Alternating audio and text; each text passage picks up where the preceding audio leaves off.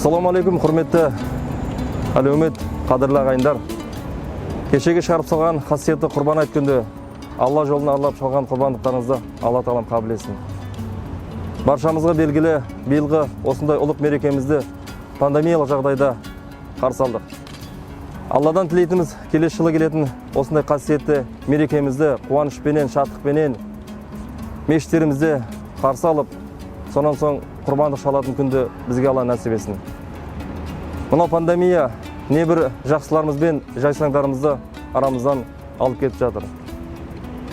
Міне соңғы күнде батыр ана, ел анасы атанған Мәлік қызы Бибіжамал анамызда арамыздан бақилыққа аттанып кете барды.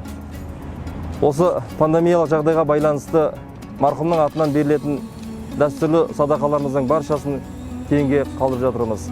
Бүгінгі қайырымдылық керуеніне мұрындық болған осы әулеттің балалары 7 күндік ас садақасын тоқтатып, соның орнына 300 отбасыға осындай қайырымдылық керуені ұйымдастырып отыр.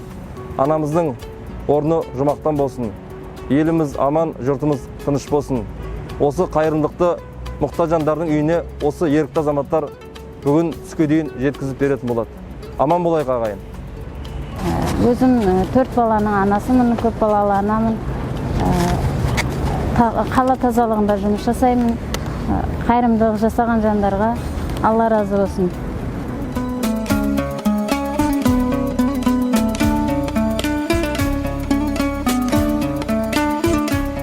Қадірлі қауым, елдегі індеттік жағдайға байланысты аяулы анамыз марқұм Мәлік қызы Бибіжамалдың 7 күндік асын бермеу туралы тоқтамға келдік.